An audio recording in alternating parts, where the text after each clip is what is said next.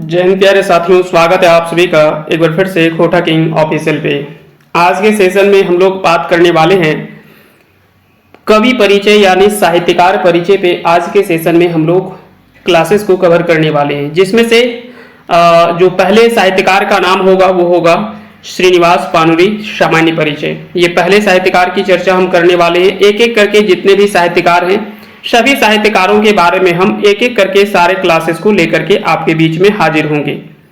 हालांकि इसके पूर्व में भी हम साहित्यकार परिचय में चीजें हम बता चुके हैं, लेकिन फिर से ये क्लासेस हम सोचे कि कुछ अपडेटेड क्लासेस आपको हम दे दें, जो कि आपके परीक्षा के दृष्टिकोण से ये महत्वपूर्ण होने वाला है। तो चलिए शुरुआत करते हैं सेशन की। सबसे पहले तो पानुरी जी के बारे में जितना बोला जाए वो कम ही होगा। ऐसे अगर बात करें तो जब खोटा की बात करते हैं पानुरी जी की नाम ना आए तो ये कह सकते हैं कि पॉसिबल ही नहीं है ना। बिना इनके बात किए हुए खोटा की बात नहीं की जा सकती है, ये सच्चाई है। ऐसे इनका उपनाम की अगर बात करें तो इनको चीनिवास उपनाम से कह सकते हैं कि गांव में घर में चीनिवास उपनाम से पुकारते थे। बाकी के अन्य साहित्यकारों ने इन्हें जो वो कई सारे उपनाम दे रखे हैं, जैसे कि खोटा के पुरोधा, खोटा के वाल्मीकि, खोटा के नागार्जुन, खोटा के भीष्म पितामह, खोटा के टैगोर, शिष्ट साहित्य के जनक, खोटा शिष्ट साहित्य के जनक आदि कई उपनामों से इनको जो वो पुकारा जाता है। तो ये सारी जानकारी आपको पहले से होगा और नहीं होगा तो आज के इस सेशन में हम लोग एक एक करके कवर करेंगे कि खोटा के पुरोधा किसने कहा था, वाल्मीकि किसने कहा था, नागार्जुन किसने कहा था। वो सारी चीजें हम लोग एक एक करके कवर करने वाले हैं। खोटा साहित्य जगत में अगर श्रीनिवास पानुरी जी का नाम की अगर बात किया जाए तो बड़े ही आदर के साथ में, सम्मान के साथ में लिया जाता है। और अगर बात करें आधुनिक खोटा साहित्य की तो उसमें से भुवनेश्वर दत्त शर्मा, व्याकुल, श्रीनिवास पानुरी, A.K. झा, है ना, संतोष कुमार महतो जैसे कई सारे उपनाम नाम कह सकते हैं कि माना जा सकता है खोटा साहित्यकारों में। लेकिन फिर भी अगर पानुरी जी की विशेष योगदान की अगर बात करें तो इनका काफी महत्वपूर्ण योगदान रहा है। आइए कुछ बेसिक जानकारी इनके बारे में बात कर ले तो इनका जन्म 25 दिसंबर 1920 ईस्वी को कल्याणपुर जगह का नाम है, जो कि बरवा अड्डा धनबाद में ये पड़ता है, धनबाद जिले में, यहीं पे इनका जन्म होता है। लेकिन एक सवाल हो सकता है कि अब यहां से पूछ लिया जाए कि इनका पैतृक स्थान कहां पे था, यानी इनके दादाजी या परदादा का जन्म कहां पे हुआ था। तो उनका जो पैतृक स्थान था वो है बेलदारी गांव, नवादा जिला, बिहार। इनका पैतृक स्थान, हालांकि इनके पूर्वज आकर के वहां पे रहने लगे थे और वो भी एक छोटा मोटा राशन का दुकान खोले हुए थे और वो उसी तरह से अपना जीवन यापन करते थे वहीं पे बरवाडा में। बाद में ये धीरे धीरे वहां पे रहने लगे और इस तरह से आगे कह सकते हैं कि वहां पे रहने लगे। इनके पिता का नाम सालिग्राम पानुरी, जिनका निधन 1939 ईस्वी में हो जाता है, और इनकी माता जी का नाम दुखनी देवी, जिनका निधन 1944 में हो गया। शिक्षा की अगर बात करें तो बहुत अधिक इन्होंने शिक्षा तो नहीं ली थी, मात्र 10वीं कक्षा तक पढ़े थे। लेकिन इनकी रचनाओं को आप शिक्षा के स्तर से आंकना ये आपके लिए गलत होगा, है ना। तो ये आप जरूर याद रखिएगा। अगर बात करें मैट्रिक पास की तो 10वीं कक्षा ये पास करते हैं 1939 में, 1939 ईस्वी में ये मैट्रिक पास करते हैं और 1946 ईस्वी से ये साहित्यिक क्षेत्र में ये कदम रखते हैं अपना, है ना। 1946 ईस्वी से ये साहित्यिक क्षेत्र में अपना कदम रखते हैं लगभग अगर देखा जाए। और 86 में इनका जो वो निधन होता है, तो 46 से अगर आप 86 तक देखें तो लगभग अगर बात करें तो लगभग 40 वर्ष का इनका साहित्यिक कैरियर देखने को मिलता है पानुरी जी का, 40 वर्ष का, जो कि ये आसान नहीं होता है। क्योंकि पानुरी जी के निधन के पूर्व तक, है ना, अगर 2 दिन की या 1 दिन के पूर्व की बात करें तब तक ये खोटा के साहित्यिक रचनाएं जो वो कर रहे थे। क्योंकि उनका जो निधन होता है वो अचानक से होता है, इसी वजह से कह सकते हैं कि वो रचना निधन के हो सकता है कि 1 घंटे पूर्व तक वो खोटा के बारे में सोच रहे होंगे, है ना। तो इस प्रकार से अगर बात किया जाए तो पानुरी जी का 40 वर्ष का साहित्यिक करियर रहा है खोटा के क्षेत्र में। आगे हम लोग बात करते हैं, आगे कुछ सामान्य परिचय की बात करें तो पानुरी जी का जन्म एगो गरीब किसान परिवार में भेले। इनकर लालन पालन बड़ी 6 दुख काट के भेले। इनका पालन पोषण स्वाभाविक बात है कि बहुत ज्यादा कठिनाई से इनके पालन पोषण होते हैं, आगे के परवरिश होते हैं, क्योंकि उतने संपन्न परिवार में इनका जन्म नहीं होता है। एक छोटा मोटा गरीब किसान परिवार के यहाँ पे जन्म होता है। सभे दुख काट पानुरी जी के आगू बढ़ला, है ना, सभे दुख काट के पानुरी जी आगू बढ़ला और एगो पान गुमटी से आपन छुआ पोता सब इनके पायल पोस के बोर करल थी। अब देखिए बाकी की ये सारी चीजें तो ठीक है, लेकिन जब पानुरी जी अपना सब कुछ होश संभालते हैं और जब बड़े होते हैं, विवाह होता है, उसके बाद में अपने बच्चों के पालन पोषण के लिए वो एक वहीं पे, है ना, बड़ा बाजार के नाम से है, वहीं पे एक पान का गुमटी खोलते हैं और वही पान के गुमटी से बच्चों का पालन पोषण करते हैं। हालांकि बच्चे काफी चिढ़ाते थे कि आप खोठा के प्रति इतना जो दिन रात लगे हुए होते हैं, क्या ये खोठा से हमें रोजगार मिलने वाला है, क्या हमें खाना मिलने वाला है, क्या हमें इससे कपड़ा मिलने वाला है। सारे बच्चे, आपके बच्चे जो वो फटे हालात में जी रहे हैं, गरीबी से जूझ रहे हैं, और आप है कि खोठा को पकड़ करके जो वो चल रहे हैं आज भी। तो ये कई तरह की आलोचनाएं भी होती थी, इनको बहुत सारे बातें भी सुनने को मिलता था, लेकिन फिर भी ये उन सभी बातों को दरकिनार करते हुए आगे बढ़ते हैं। खोठा की रचना उनखर रखते बोहोहल सेक लेल उनखर गिदर सभिन कते सुनवोहल थी कि खोठा लिखल से कि हामिन पेट भरता, जे दिन रात एकर पेछू लायक हामिन के जिंदगी मेड़ाए रहत है। मकिर ई सब के सुन के पानुरी जी खोठा लिखे बंद नाय करला, और आज खोठा एकदम सोच डंडाल है, तो ओकर में पानुरी जी सबले बोड़ योगदान है। 7 अक्टूबर 1986 ईस्वी के अचक्के हृदय गति रुके कारण सिराय गेला। मेतुक आज खोठा साहित्यिक बोर गाछ एते झबराल और पसराल देखा है, सेटा पानुरी जी के रोपल और पटवल चलते ही। कहते कि भले आज आपको पता होगा कि 7 अक्टूबर 1986 ईस्वी को हृदय गति यानी कह सकते हैं कि हार्ट अटैक की वजह से इनका जो वो निधन होता है अचानक से, लेकिन आज अगर खोठा अगर बात किया जाए तो इतना विस्तृत क्षेत्र में फैला हुआ है, तो उसके लिए कहीं ना कहीं पानुरी जी के ठीक वैसे ही होता है कि जब एक वृक्ष पूरा बड़ा होकर के पूरा फैल जाता है, तो उसमें से जो प्रमुख योगदान माना जाता है उस वृक्ष को लगाने वाला, जो एक छोटे पौधे से, है ना, उसमें पानी सींच करके और बड़ा करता है, तब जाकर के एक दिन वो वृक्ष जो वो बड़ा ही फलदार होता है, बड़ा ही पूरा फैला हुआ होता है और एक विशाल वृक्ष का रूप ले लेता है, और जिससे लाखों लोगों को ऑक्सीजन मिलता है और कई तरह की सुविधाएं, फल फूल उसे खाने को मिलते हैं और कई तरह की सुविधाएं मिलती हैं। ठीक उसी प्रकार से अगर खोठा की बात करें तो आज खोठा अगर इतने समृद्ध रूप में अगर देखने को मिल रहा है, तो कहीं ना कहीं इन लोगों का योगदान जो वो काफी ज्यादा अहम माना जाता है। आइए थोड़ा सा सामान्य परिचय की ओर हम लोग लौटते हैं, उसके बाद में इनकी रचनाओं पे हम लोग नजर डालेंगे। खोठा के भीष्म पितामह के नाम से विख्यात श्रीनिवास पानुरी जी अपनी लेखनी के माध्यम से खोठा जगत में ध्रुव तारा की भांति चमक रहे हैं। उनकी कृतियां देश समाज का मार्गदर्शन का कार्य कर रही है। आपका जन्म यानी इनका जन्म, पानुरी जी का जन्म 25 दिसंबर 1920 ईस्वी को बरवा अड्डा धनबाद में हुआ। पिता शालिग्राम पानुरी एवं माता दुखनी देवी के पुत्र थे। आर्थिक स्थिति अच्छी नहीं होने के कारण से मैट्रिक तक ही शिक्षा प्राप्त कर सके। जीविकोपार्जन के लिए पान की गुमटी में पान बेचने का काम करने लगे, किंतु खोठा भाषा के प्रति इनका आगाध प्रेम था। इस प्रेम ने पानुरी जी को खोठा भाषा को अनेक रचना प्रदान की। हिंदी साहित्य के लिए भारतेंदु हरिश्चंद्र ने जो कार्य किया है, वही कार्य खोठा के लिए श्रीनिवास पानुरी जी ने की थी। तो अगर बात करें कि जिस प्रकार से हिंदी भाषा साहित्य में भारतेंदु हरिश्चंद्र का जो स्थान है, कुछ वैसा ही स्थान खोठा भाषा साहित्य में पानुरी जी का योगदान माना जाता है। 7 अक्टूबर 1986 को संसार को छोड़कर चले गए, किंतु उनके द्वारा लिखी हुई खोठा रचना आज इन क्षेत्रों में उजाला प्रदान कर रहा है और उनकी कृति के साथ उनका नाम भी युग युगांतर तक चलता रहेगा, उसे हमेशा याद किया जाएगा। आइए उनकी कृतियों को हम एक एक करके समझने का प्रयास करते हैं। सबसे पहले उनकी रचनाओं में अगर बात करें तो कुछ खंड काव्य को हम लोग देख लेते हैं। पहला खंड काव्य आता है मेघदूत, जो कि एक खोठा अनुदित काव्य है ना। मेघदूत की अगर बात करें तो ये खोठा अनुदित काव्य है। खोठा मेघदूत की अगर बात करें, दरअसल यह हिंदी में लिखा गया था कालिदास के द्वारा। कालिदास के द्वारा मूल रूप से यह भाषा जो लिखा गया था पुस्तक वो हिंदी भाषा में, और इसका खोटा में अनुवाद करने का श्रेय जाता है वो पाणिनि जी को जाता है। मेघदूत खोटा पद्य साहित्य के विकास में श्रीनिवास पाणिनि जी द्वारा रचित खंडकाव्य महत्वपूर्ण स्थान रखता है। इस काव्य का प्रकाशन 1968 ईस्वी में हुआ था। यह कालिदास रचित मेघदूत का खोटा अनुवाद है।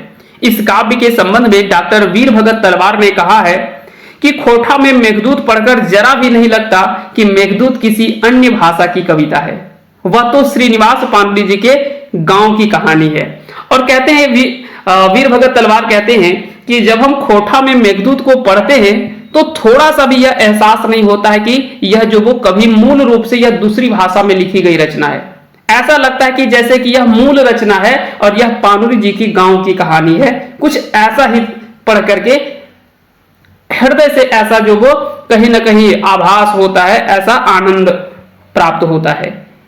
कुछ रचनाओं को यहाँ पे, कुछ पंक्तियों को यहाँ पे दे रखा है, जैसे कि रात दिन कांद कांद फुलाए लेल होती आंख, गरम गरम निकासे चोट खाए खाए बदरंग भय गेल होते हो, लड़कल रूखर चूल की हथेली गाल दबाइल कारण झपाए श्रीहीन भेल होते ओकर मुंह, तेर ओटे परल चांद ऐसन है मेघ।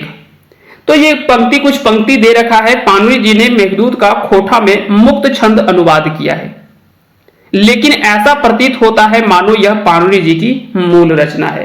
तो बता दिए कि यह तो एक अनुवाद है जो कि मुक्त छंद में यह अनुवाद किया गया है, लेकिन जब मूल रचना पढ़ी जाती है तो कहीं ना कहीं ऐसा नहीं लगता कि यह मूल रचना से अलग है। यह भी लगता है कि ऐसा लगता है कि जैसे कि मानो यह खोटा में ही मूल रचना है, पाणिनि जी ने ही पहली बार इसकी रचना की है। लगता ही नहीं कि इसे खोटा में अनुवाद किया गया है। दूसरा जो खंड काव्य है पाणिनि जी का, वो उसका नाम है राम कथामृत। यह एक खंड काव्य है। 1970 ईस्वी में श्रीनिवास पाणिनि जी ने राम कथा पर आधारित खंड काव्य की रचना की है। इस काव्य में सिर्फ राम कथा को छोड़कर, राम कथा छोड़कर सभी मौलिक है ना, सभी मौलिक कथाएं हैं। राम कथा अमृत चतुर्दशांत छंद रचना है तथा सरल शब्दों का प्रयोग किया गया है। 3 खंडों में यह छपा राम कथामृत राम भरत मिलन, है ना, राम भरत मिलन तक ही चर्चा की गई है। उसके बाद की कहानी की चर्चा नहीं की गई है। तो अगर बात करें राम कथामृत की, तो यह काफी सरल शब्दों में और जो होता है ना कि छंद रचना में काफी ज्यादा इनका प्रमुख योगदान माना जाता है ना। अगर पाणिनि जी की अगर बात करें तो छंद रचनाओं में इनका योगदान जो माना जाता है वो काफी अहम योगदान देखने को मिलता है। 3 खंडों में यह छपी हुई राम कथामृत राम भरत मिलन तक ही चर्चा की गई है। उसके बाद की कहानी इसमें नहीं देखने को मिलता है। आइए अब हम लोग बात करते हैं अगली रचनाओं की, और अगली रचना जो है उसका नाम है समाधान। समाधान भी एक खंड काव्य है और यह पाणिनि जी के द्वारा रचित खंड काव्य है। डॉक्टर बीपी केसरी ने कहा है कि समाधान काव्य जो वो पाणिनि जी की श्रेष्ठ रचना है और यह जयशंकर प्रसाद की कामायनी और छंद की दृष्टि से दिनकर की कुरुक्षेत्र से प्रभावित दिखती है। तो इस प्रकार से अगर बात करें तो समाधान जो खंड काव्य है यह पाणिनि जी के द्वारा अप्रकाशित खंड काव्य है, और इसके बदले में पाणिनि जी के बारे में कहते हैं डॉक्टर बीपी केसरी कि समाधान काव्य जो है वो ठीक वैसा ही है। ऐसा लगता है कि जैसे मानो कि जयशंकर प्रसाद की कामायनी और छंद की दृष्टि से जब आप दिनकर जी की कुरुक्षेत्र की रचना आप पढ़ते हैं तो कहीं ना कहीं लगता है कि समाधान भी जो रचना है वो उससे प्रभावित है।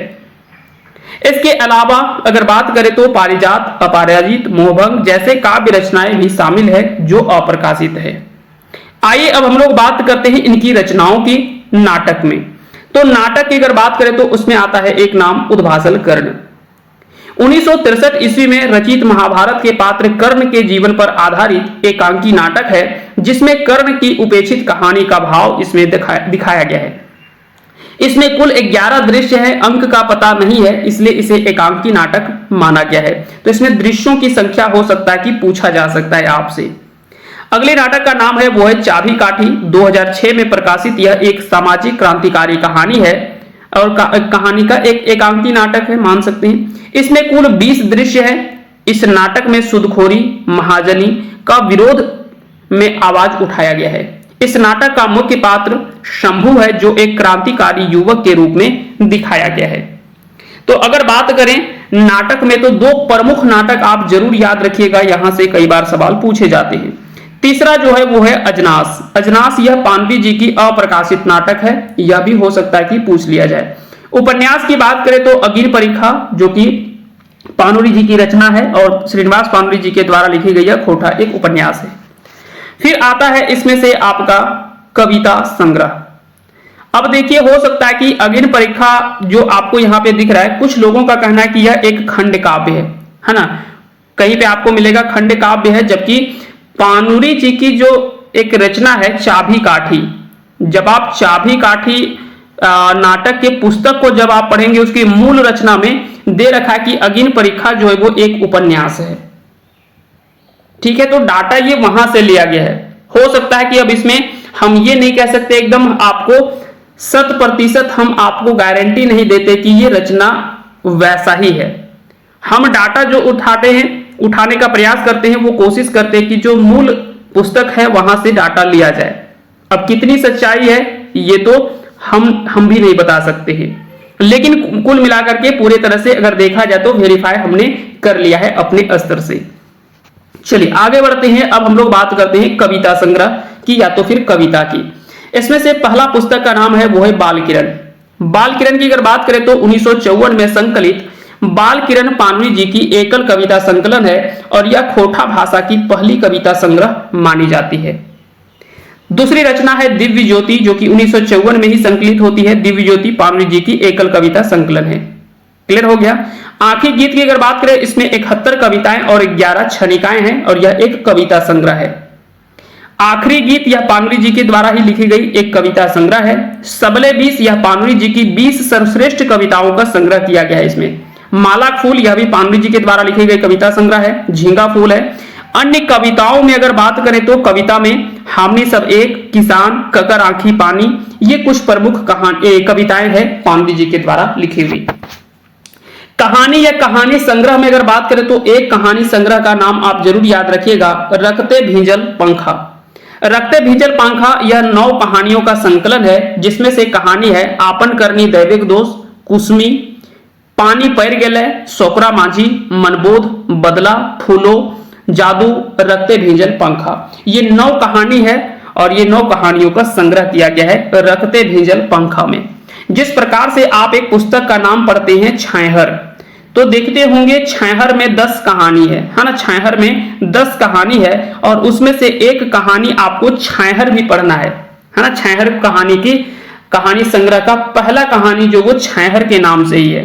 तो ठीक उसी प्रकार से यहाँ पे 9 कहानी में एक कहानी रखते भींजल पंखा भी है और इसी के नाम से इस पुस्तक का शीर्षक रखा गया है रखते भींजल पंखा। आगे बात करते हैं इनके गीत की या गीत संग्रह की। तो एक रचना का नाम आता है तितकी, जो कि 1951 में प्रकाशित होता है। अब यहाँ पे भी थोड़ा सा विवाद है। कुछ लोगों का कहना है कि यह कविता संग्रह है और कुछ लोगों का कहना है कि लोकगीत संग्रह है। कुछ लोगों का कहना है कि कविता संग्रह है और कुछ लोगों का कहना है कि यह गीत संग्रह है, लोकगीत संग्रह है। अब देखिए, पहले लोग कहते थे कि तितकी पत्रिका पानुरी जी के द्वारा लिखा गया है, तितकी पत्रिका, लेकिन यह पत्रिका नहीं है, यह एक लोकगीत संग्रह है ना, जो कि 1951 में प्रकाशित होता है। तो याद रखिएगा, तितकी जो वो एक लोकगीत संग्रह है, या तो फिर अगर लोकगीत संग्रह नहीं ऑप्शन में हो तो फिर आप कविता संग्रह लगाएंगे। फिर उसके बाद में आता है निबंध, जो कि पानुरी जी के द्वारा लिखा गया एक निबंध है खोटा साहित्यिक धरती। यह निबंध दू डायर जिरहुल फूल पुस्तक में छपी हुई है, जो कक्षा 10वीं के पाठ्यक्रम में शामिल किया गया है। तो इसे भी आप जरूर याद रखिएगा।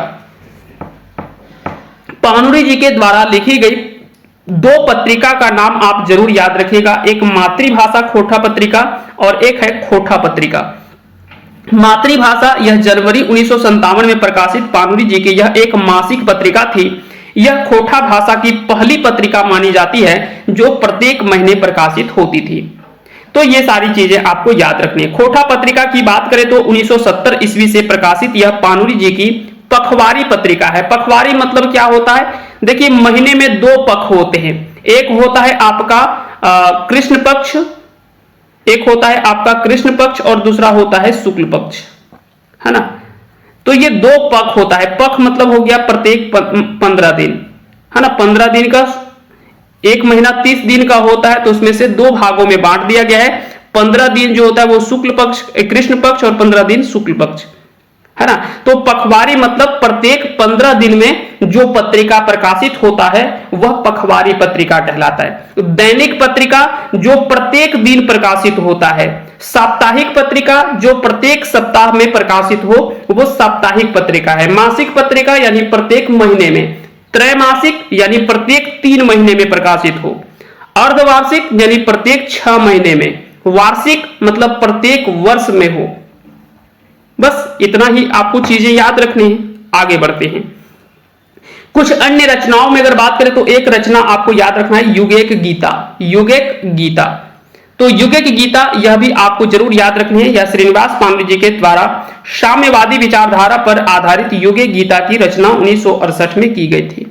अच्छा, एक रचना और पानुरी जी के याद रखना है ना, कम्युनिस्ट, जो कि हालांकि इसका अनुवाद है कम्युनिस्ट मैनिफेस्टो, है ना। एक नाम जरूर याद रखिएगा, communist manifesto, communist manifesto, manifesto, ठीक है। ये भी एक आप जरूर याद रखिएगा, यह एक अनुदित काव्य है और यह पानुरी जी की ही रचना है, तो आप जरूर याद रखिएगा। इसका अनुवाद किया है पानुरी जी ने, है ना। मूल रचना तो अलग है, तो कम से कम इसको जरूर आप याद रखिएगा, ठीक है। तो इसका खोटा अनुवाद पानुरी जी ने किया है। और उसके अलावा अगर बात करें तो छोटो जी, जो कि एक हास्य व्यंग रचना है, मेरे गीत, भ्रमर गीत, मोहभंग, हमर गांव, मोतीक चूर, वामपंथी भावना आदि कई प्रकार की रचनाएं इनके द्वारा रचित है। आइए हम पानुरी जी के जीवन पर आधारित कुछ रचनाओं को देख लेते हैं कि पानुरी जी के जीवन पर भी कई सारी रचनाएं लिखी गई है। जैसे एक संस्मरण है बोरबा अड्डा अखय बोर, जो कि शांति भारत के द्वारा लिखा गया है। ये आप अच्छे से जानते होंगे क्योंकि खोरठा का अखय बोर इनको कहा जाता है, अखय बोर, है ना।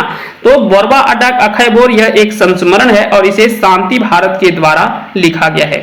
इसके अलावा एक और संस्मरण है खोठा साहित्यिक पुरोधा पानुरी जी। इस संस्मरण को विश्वनाथ दसौंधी राज ने लिखा है, खोठा साहित्यिक पुरोधा पानुरी जी, है ना। कि खोठा साहित्य के पुरोधा जो थे वो कौन थे, पानुरी जी थे। और यहीं से एक सवाल और बन जाता है कि खोठा के पुरोधा के कहलला, तो ये कौन कहते हैं, विश्वनाथ दसौंधी राज कहते हैं खोठा के पुरोधा, ये उपनाम से इनको जो वो बोला गया था। आगे बात करते हैं, उसके बाद में है कम्युनिस्ट लोकधारक विचार, लोक विचारधारक लोक पानुरी जी, यह जो वो शिवनाथ परमानिक जी के द्वारा लिखी गई रचना है, ठीक है। तो तीसरी इसमें से जो रचना है वो है कम्युनिस्ट विचारधारक लोक पानुरी जी, यह भी एक संस्मरण ही है और इसको लिखा है शिवनाथ परमानिक ने। अब देखिए यहां पे क्या है कि कैसे कैसे ऑप्शन बना करके आपसे सवाल पूछा जा सकता है कि एकर में कौन संस्मरण पानुरी जी के लिए दायरे सही नाय है। अब देखिए 3 संस्मरण तो पानुरी जी से संबंधित है, चौथा कोई अन्य संस्मरण दे दिया, जैसे कि उड़ गेलक फुलवा रह गेलक बास, एक संस्मरण ही है लेकिन वो संबंधित किससे है, राधा कृष्ण से संबंधित है। लिखा किसने है, गोविंद महतो जंगली ने लिखा है। तो वहां पे क्या होगा कि इस प्रकार से ऑप्शन बना देगा कि इनमें से एकर में कौन संस्मरण पानुरी जी के लेतारे सही नायक है। तो 3 ऑप्शन ये रहा और चौथा ऑप्शन एक आपको दे देगा उड़ गेलक फुलवा रह गेलक बास, तो वहां पे आपको अलग छांटने के लिए देगा तो वहां पे आप अलग छांट लीजिएगा, या तो फिर मिलान करने के लिए दे दे कि कौन सा सही मिलान है, बोरबा अड्डा अखय बोर शांति भारत, खोठा साहित्यिक पुरोधा पानुरी जी, विश्वनाथ दसौंधी राज, कम्युनिस्ट विचारधारक लोग पानुरी जी, शिवनाथ परमानिक दे करके कोई दूसरा दे दिए, है ना। हो सकता है कि जनार्दन गोस्वामी नाम दे दे, जनार्दन गोस्वामी दे दे नाम, और कोई दूसरा नाम आ जाए, बंसीलाल बंसी आ जाए।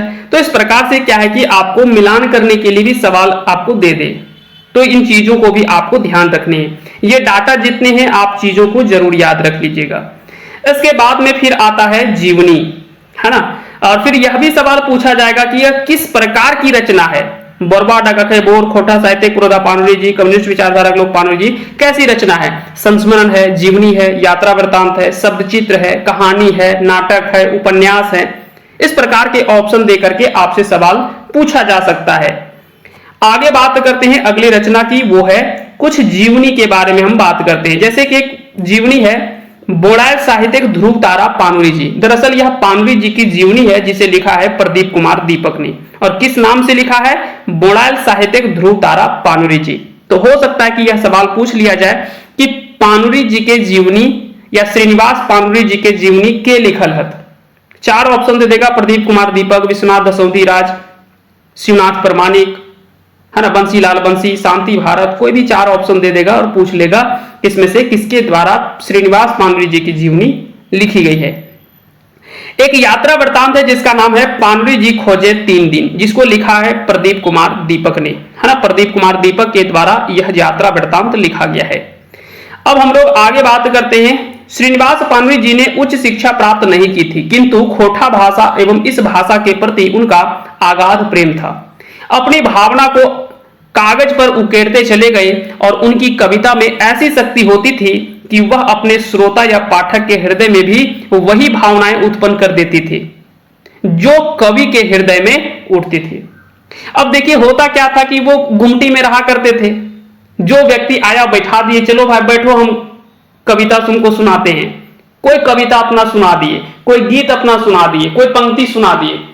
तो वो पंक्ति सुन करके लोगों को इतना आनंद आता था कि वो डेली आते थे। अब देखिए यहाँ पे पानुरी जी को भी पान पहले तो लोग खूब खाते थे, पान भी बिक जाता था, इनको आनंद भी आता था कि चलो भाई हम कविता भी सुना दिए और मेरा पान भी बिकिए रहा है। तो इससे दोनों फायदा हो रहा था। हालांकि उस समय एक पान बेच करके वो कितने कमा सकते, बस किसी तरह से अपना रोजी रोटी जो है वो घर चला रहे थे, लेकिन उनमें वो खुश थे क्योंकि वो दिल से वो काम कर रहे थे। और कोई भी काम, कहते ना, कोई भी काम छोटा बड़ा नहीं होता है। कुछ लोग बोलते अरे ये कवि होकर के पान का गुमटी में पान बेचते थे, क्योंकि उनको उस काम में बड़ा ही आनंद आता था। और जब आपको अपने काम में आपको खुशी मिलने लगे तो वो आपसे कह सकते कि उससे बेहतर काम आपके लिए कुछ भी नहीं हो सकता है। इसीलिए कभी कोई भी काम बड़ा छोटा नहीं होता है। यह भी हमें सीख मिलती है पानुरी जी से। अपनी भावनाओं को सुंदर सरल भाषा में जनता के हृदय में उथल पुथल मचा देने की शक्ति रखते थे। ये उनकी कल्पना अनूठी थी। वे संसार की वस्तुओं को अपनी दिव्य आंखों से देखते थे। आकाश में टिमटिमाते हुए नक्षत्रों में यामिनी कामनी के कंठहार के बिखरे हुए मोतियों को देखने की शक्ति थी।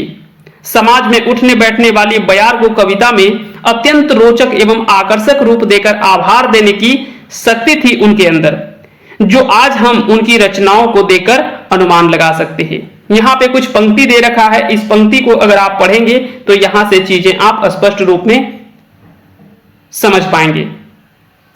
जैसे कि यहाँ पे पंक्ति है कि अवला पत्निक वियोगे सुख गेल एते जे ओकर हाथेक सोनाक वाला गिरल खैस ताव से कामी यक्ष कोन्हो रकम घूर मिलन आसे दिन गैन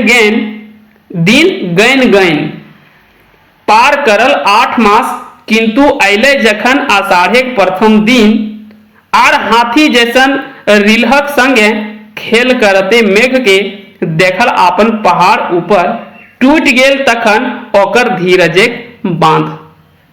अब देखिए इस कविता को अगर गहराई से और पूरी पंक्ति को जब आप पढ़ेंगे तब वहां से सारे भाव स्पष्ट हो जाएंगे, लेकिन भाव तो आपको पता चल गया होगा कि एक पत्नी वियोग के, है ना, वियोगे सुख गेल एते, कि वियोग के कारण से, दुख के कारण से सोच सोच करके इतना कमजोर हो गई है, शरीर उसका इतना कमजोर हो गया है। जे ओकर हाथेक सोना वाला गिरल खैस, जे ओकर हाथेक सोनक वाला गिरल खैस, कितनी पतली हो गई है कि हाथ के, है ना, जो हाथ के सोना वाला जो कंगन है वो गिर जा रहे हैं। कोनो रकम घूर मिलन आसे दिन गैन गैन, कि किसी तरह से वो दिन को गिन गिन करके याद कर रही कि कब वो दिन आएगा। और कहते हैं कि किंतु जेखन अले आषाढ़े प्रथम दिन आर हाथी जैसन रिलहक संगे खेल करते मेघ, और आषाढ़ का पहला महीना आता है और मेघ गरजते हुए हाथी के जैसा गड़गड़ाते हुए वो मेघ बादल गरजते हुए आता है। देखल आपन पहाड़ ऊपर, और जब पहाड़ ऊपर से पत्नी जब अपने, है ना, कह सकते हैं कि पति के आस में जब देखती हैं, टूट गेले तखन ओकर धीरज एक बांध। तब वो धैर्य की जो होता है ना, कि धैर्य का एक सहन शक्ति जो होता है वो टूट जाता है जब वो देखती है। तो इस प्रकार से श्रीनिवास पांडे जी की कविताओं में अगर बात करें तो मुख्यतः झारखंडी समस्याओं को ज्यादा दिखाया गया है, जिसमें से गरीबी, बेरोजगारी और शोषण आदि समस्याओं से मुक्ति पाने के लिए लोगों से आह्वान करते देखा जाता है। तो अगर बात करें पांडे जी की कविताओं में या रचनाओं में, ज्यादातर यहाँ की जो मूलभूत समस्या है उन समस्याओं को दिखाया गया है पांडे जी की रचनाओं में, और उन्हीं रचनाओं को वो लिखे हैं। जैसे कि एक पंक्ति यहाँ पे आप इससे समझ सकते हैं कि मान भूमेक माटी तरे, ताव पेटेक जालाए, हेरा मोती मानिक फरे, मान भूमेक लोक मोरे। खैट खैट दिन रात ककर नखे पेट भात, ककर नाय देही सुगा सुगा लुगा, है ना, यहाँ पे लुगा होगा, है ना, ककर नाय देही लुगा, ककर कपी जोड़े गात, ककर मुहले बहरान खन छोलल छोलल बात, है ना, ककर मुहले बहरान खन छोलल छोलल बात। दिव्य ज्योति में पांडे जी की व्यक्तिगत गरीबी को दिखाया है, और यह गरीबी उनके साथ मरते दम तक साथ रही, किंतु साहित्य प्रेम साथ साथ रही। अगर बात करें कि भले वो गरीबी से जूझ रहे थे खुद भी, लेकिन उन चीजों को लिखने के लिए वो कभी पीछे नहीं हटे, और साहित्य प्रेम जो था उनका वो कभी खत्म नहीं हुआ, है ना। तो ये सारी चीजें आप याद रख लेंगे। ठीक है, कुछ और भी पंक्ति इस प्रकार से दे रखा है, आप इनको अच्छे से पढ़ लीजिएगा, इसका पीडीएफ हम डाल देंगे आपको, है ना, ग्रुप में। 1960 के आसपास में झारखंड में क्षेत्रीय भाषा की अपनी पहचान एवं अस्मिता को लेकर के झारखंड के प्रबुद्ध वर्ग इन सारी स्थितियों को देखता रहा और अनुभव कर रहा था कि जातीय अस्तित्व एवं अस्मिता की रक्षा के राजनीतिक अधिकार के साथ भाषिक एवं सांस्कृतिक पहचान सर्वाधिक जरूरी है। इस प्रकार छोटी बड़ी कई घटनाएं भाषा आंदोलन को लेकर के जन्म दिया, है ना, कई सारे चीजों को लेकर के जो वो भाषा आंदोलन को यहां से जन्म देती है। अस्मिता संकट और इसके बोध के साथ राजनीतिक प्रदर्शनों आदि के साथ ही भाषा संस्कृति के क्षेत्र में भी काम होने लगे। सरकार की ओर से आदिवासी और होड़ संवाद पत्रिका प्रकाशित हुई। 1957 में आकाशवाणी रांची की स्थापना होती है और यहाँ की भाषा संस्कृति आदि की अभिव्यक्ति की गति मिली है। तो इस प्रकार से कई लोग पूछते हैं कि यहाँ पे भाषा आंदोलन झारखंड में जो रहा है वो क्या रहा है और किस प्रकार से यहाँ की भाषा आंदोलन रहती है।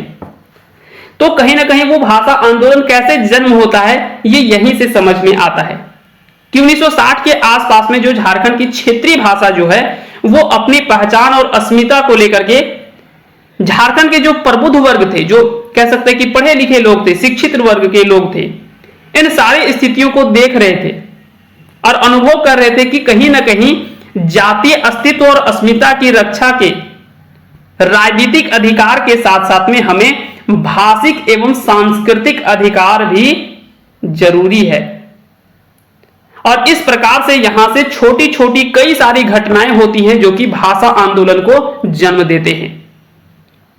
कुछ कह सकते हैं कि कुछ संस्थाओं का गठन होने लगा, है ना, कुछ पत्रिकाओं के प्रकाशित होने लगते हैं, और भी कई प्रकार के कुछ, जैसे कि 1957 में आकाशवाणी रांची की स्थापना होती है, यहाँ की भाषा संस्कृति की अभिव्यक्ति की गति मिलती है और 1960 ईस्वी में रांची विश्वविद्यालय रांची की स्थापना में से क्षेत्रीय भाषा के क्षेत्र में उत्साह का संचार और उम्मीदें जगती है।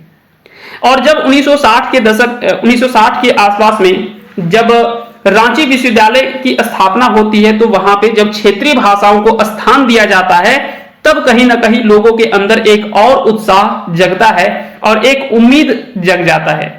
अलग अलग क्षेत्रों में अलग अलग भाषाओं पर काम होने लगे। बीच बीच में बड़े बड़े सांस्कृतिक समारोह, सम्मेलन, भाषा संगोष्ठी, परिचर्चा आदि आयोजित किए जाने लगे। 1960 के दशक में ही नागपुरी भाषा परिषद की पहल पर ही रांची विश्वविद्यालय रांची में क्षेत्रीय भाषा साहित्य पर अनुसंधान करने की अनुमति मिल गई। 1960 के दशक में क्या होता है कि नागपुरी भाषा परिषद की पहल पर, है ना, उन्हीं के द्वारा पहल किया जाता है, नागपुरी भाषा परिषद के द्वारा, और उन्हीं के पहल पर रांची विश्वविद्यालय रांची में क्षेत्रीय भाषा साहित्य पर अनुसंधान यानी रिसर्च करने की अनुमति मिल जाती है। ठीक है। 1970 के दशक में अनेक भाषा संस्कृति सम्मेलनों का आयोजन किया गया और लोगों में भाषाई अस्मिता बोध का जुनून सवार हो गया। सांस्कृतिक कार्यक्रमों के साथ साथ एक ही प्रस्ताव लिया जाता था कि सरकार हमारी भाषाओं को उचित मान्यता दे और रांची विश्वविद्यालय रांची में इसकी पढ़ाई प्रारंभ करे। इन भाषिक सांस्कृतिक समारोह का परिणाम यह हुआ कि बिहार राष्ट्र भाषा परिषद और की ओर से झारखंडी भाषाओं के सर्वेक्षण योजना बनाई गई। और जब लगातार विरोध होने लगा और यह बातें जो उठने लगे, तो इन भाषिक सांस्कृतिक समारोह का परिणाम यह निकल करके आता है कि बिहार राष्ट्र भाषा परिषद की ओर से झारखंडी भाषाओं के सर्वेक्षण की योजना बनाई जाती है। 1980 ईस्वी में रांची विश्वविद्यालय रांची में जनजातीय क्षेत्रीय भाषा विभाग की स्थापना होती है और इस इत्यादि की से भाषा साहित्य के प्रति लोगों के रुझान और बढ़ गए और अनेक साहित्यिक रचनाएं भी होने लगती है। 60 के दशक के बाद साहित्यिक रचनाएं हर विधाओं में होने लगी, है ना। इसके बाद में अगर बात करें तो लगभग हर विधाओं में रचनाएं होने लगती हैं। सबसे अधिक पद्य विधा में रचनाएं की गई। इस काल के श्रीनिवास पामरी जी के साथ साथ ए.के. झा, विश्वनाथ दसोंधिराज, विश्वनाथ नागर इत्यादि साहित्यकारों की रचना सामने पाठकों के बीच आने लगी। इस काल को साहित्यकार झारखंडी साहित्यकार पुनर्जागरण काल की संज्ञा देते हैं, है ना। जब आप देखेंगे कि 1960 के बाद का जो समय काल रहा है, उस समय जो माना जाता है वो खोटा का पुनर्जागरण काल माना जाता है। कालखंडों को अलग अलग बांटा गया है। 75 से 2000 तक झा का युग माना जाता है, वो अलग है। लेकिन जब आप खोटा साहित्य का काल विभाजन जब आप पढ़ेंगे तो वहां पे साहित्य का काल विभाजन जो है वो प्राचीन काल, मध्यकाल और आधुनिक काल। लेकिन आधुनिक काल को भी खोटा में अलग अलग रूपों में बांटा गया है। और जब आप वहां पे साहित्य का काल विभाजन पढ़ेंगे तो वहां पे एक जो काल का समय काल आता है वो आता है पुनर्जागरण काल का, है ना। यहां से पुनर्जागरण काल जब आप पढ़ेंगे तो वहां से चीजें आपको कई सारी चीजें निकल करके आती हैं और वो चीजें जब आप पढ़ेंगे तो कहीं ना कहीं आपको और भी ज्यादा स्पष्ट समझ में आएगा। जैसे कि अगर बात करें आधुनिक काल को, अगर बात करें आधुनिक काल को, तो ओहदार जी जो वो 3 कालखंडों में बांटते हैं। एक बोलते हैं नवयुग का काल, नवयुग का काल, और ये नवयुग कब से मानते हैं? 1947 से लेकर के 75 तक। पुनर्जागरण काल जो मानते हैं वो 1975 से लेकर के मानते हैं ये 2000 तक। हालांकि ये 1975 नहीं, ये लगभग 60 से आप ले सकते हैं कि 60 से ही जो वो कहीं ना कहीं माना जाता है। लेकिन 75 के बाद में जो वो काफी ज्यादा चरम सीमा पर इसका होता है और 2000 के बाद का जो काल है उसको विकास काल माना गया है ना। तो हो सकता है कि सवाल कई बार यहां से पूछे भी जाते हैं कि आधुनिक काल के ओहदार जी कते उपभागे बाटल हत, तो 3 उपभाग में बांटा है उन्होंने, है ना। कौन कौन से काल? नवयुग काल, जिसको पानुरी युग भी कहा जाता है, 1947 से लेकर के जो 1975 तक का जो काल है इसे पानुरी युग भी कहा जाता है। और 1975 से लेकर के 2000 तक का जो कालखंड है इसे झा युग कहा जाता है ना, इसे झा युग कहा जाता है। और 1947 से 75 तक के समय काल को पानुरी युग माना जाता है। क्लियर हो गया। और 2000 से लेकर के आज तक के जो समय, वर्तमान तक का जो समय काल है इसे विकास काल कहा गया है। क्या कहा गया है? विकास काल कहा गया है। तो ये तीनों चीजें आपको याद रखनी है। बाकी के अगर कहीं आधुनिक, मध्यकाल और प्राचीन, आधुनिक और मध्यकाल, ये तीनों का तो अलग अलग साहित्यकारों का अपना अपना मत है। कोई 1700 से मानते हैं, कोई 1800 से मानते हैं, कोई 1857 से मानते हैं, कोई 1900 से मानते हैं। ये अलग अलग साहित्यकारों का अपना अपना विचार है, तो उसमें हम नहीं जाना चाहेंगे। अब बात करते हैं कि पानुरी जी के बारे में कुछ अन्य विद्वानों के अपने अपने मत थे और बहुत सारी बातें जो वो पाणुरी जी के बारे में इन्होंने जो वो कहा था। जैसे कि रामदयाल पांडे जो कि हिंदी के साहित्यकार थे, पाणुरी जी को एक चिट्ठी लिखते हैं 1954 में, और उसमें वो लिखते हैं कि मैं तो वैसा ही प्रयास मानता हूं जैसा वाल्मीकि ने संस्कृत के लिए अथवा सिद्धि कवियों ने हिंदी के लिए किया था। तो ये रामदयाल पांडे कहते हैं कि पाणुरी जी का प्रयास मैं वैसा ही मानता हूं जैसे कि वाल्मीकि ने संस्कृत भाषा के लिए प्रयास किया था। आगे लिखते हैं रामदयाल पांडे कि मुझे तो अद्भुत युग चेतना पाणुरी जी की रचनाओं से अनुभूति होती है। कितनी ही पंक्तियां, है ना, कितनी ही पंक्तियों से मैं अत्यधिक प्रभावित हुआ हूं। उनकी कविताएं बड़ी ही संपर्क, उद्बोधक तथा ओजस्विनी, तेजस्विनी है। ये कुछ पंक्तियां हैं जो कि कह सकते हैं कि कोट है। कोट के रूप में आप इन चीजों को याद रख सकते हैं। जो कि उसके आगे आते हैं राधा कृष्ण, जो कि पाणुरी जी के बारे में कुछ बात करते हैं। कहते हैं कि छोटा नागपुरी भाषाओं में सर्वप्रथम खोटा भाषा में श्रीनिवास पाणुरी जी को अनुवाद करने का श्रेय प्राप्त है। इस अनुवाद में पाणुरी जी ने मुक्त छंद का प्रयोग किया, जो अपने आप में एक नई चीज है। पाणुरी जी की तपस्या अनुकरणीय है और इनकी तपस्या से आगे आदर से सिर झुक जाता है। यह राधा कृष्ण कहते हैं, जो कि एक हिंदी के बड़े साहित्यकार माने जाते हैं, और इन्हीं के ऊपर में एक संस्मरण लिखा गया है जो हम बोले उड़ गेलक फुलवा रह गेलक बास, जो कि गोविंद महतो जंगली ने लिखा है। आगे की बात करें तो एक काफी ज्यादा चर्चित हिंदी साहित्यकार माने जाते हैं, इनकी रचना कुछ खोटा में भी है, मनमोहन पाठक। महाकवि कालिदास की प्रसिद्ध कवि मेघदूत का खोटा में अनुवाद कर पाणुरी जी ने अद्भुत काम किया है। कहना ना होगा कि पाणुरी जी ने मेघदूत को उसकी उचित जमीन पर उतार दिया है। लोक भाषा का सहारा लेकर जनपद की कथा जनपदियों तक पहुंच गई है।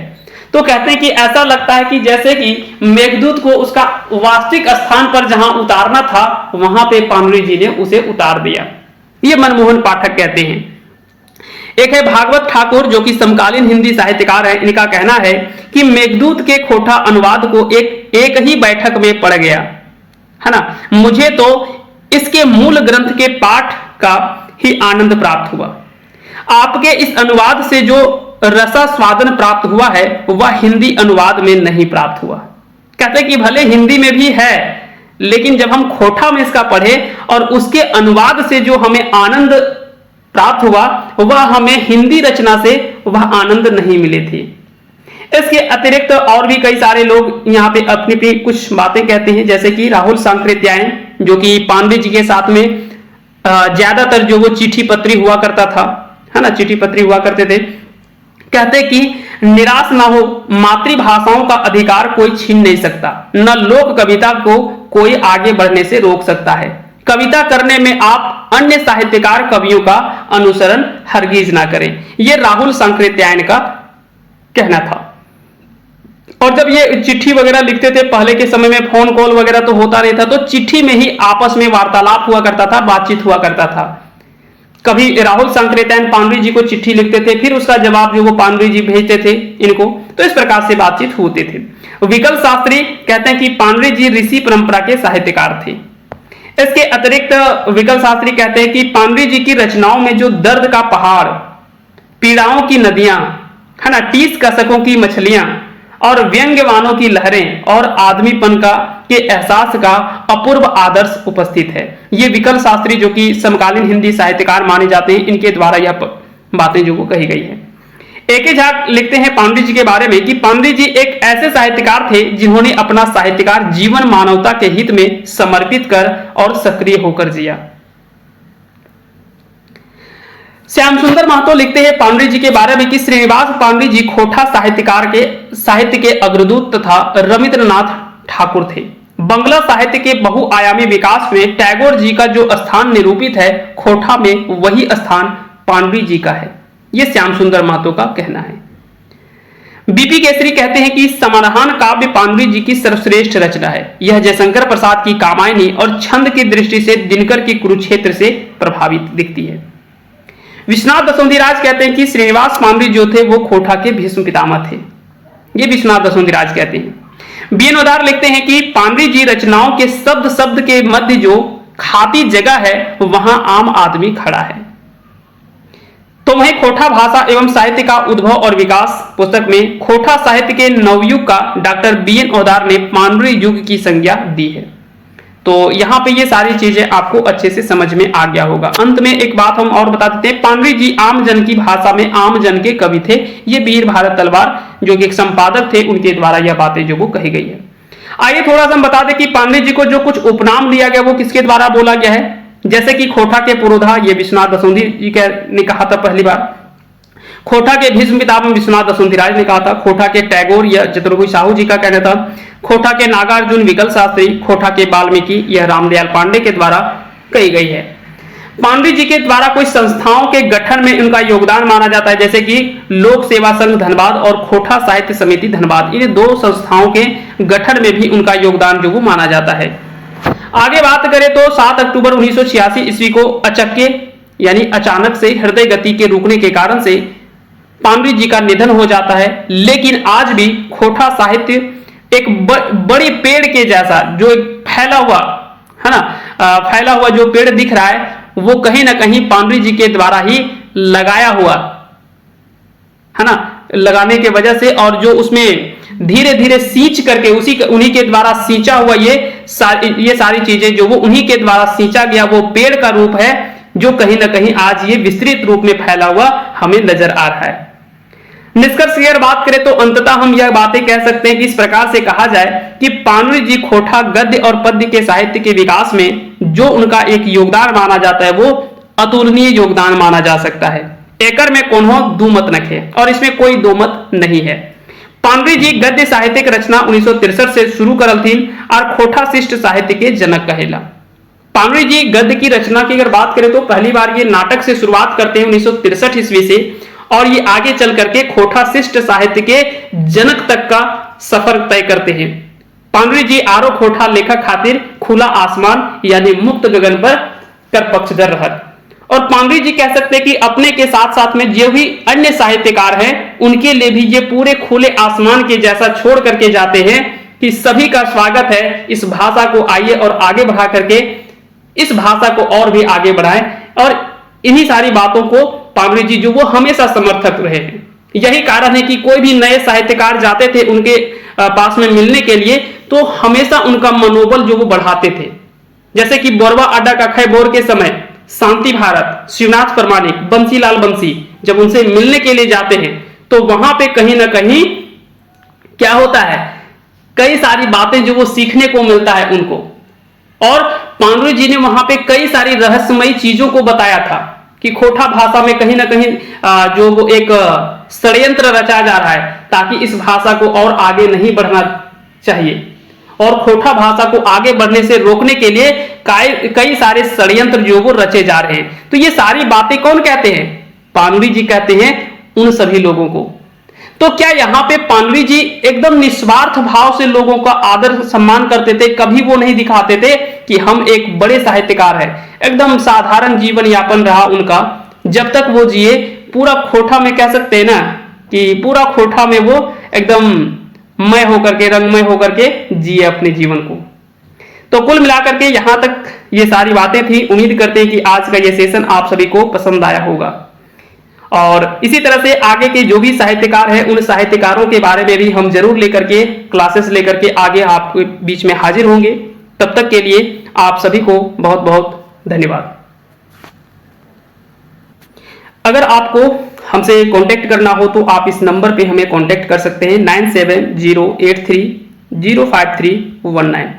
इस नंबर पे आप हमें कांटेक्ट कर सकते हैं, और आगे की जानकारी क्लासेस वगैरह अगर आपको ज्वाइन करना हो तो इस नंबर पे हमें कांटेक्ट करके आप ज्वाइन कर सकते हैं क्लासेस। फिलहाल के लिए इतना ही, मिलते हैं अगले सेशन में। तब तक के लिए आप सभी को बहुत बहुत धन्यवाद। जोहार।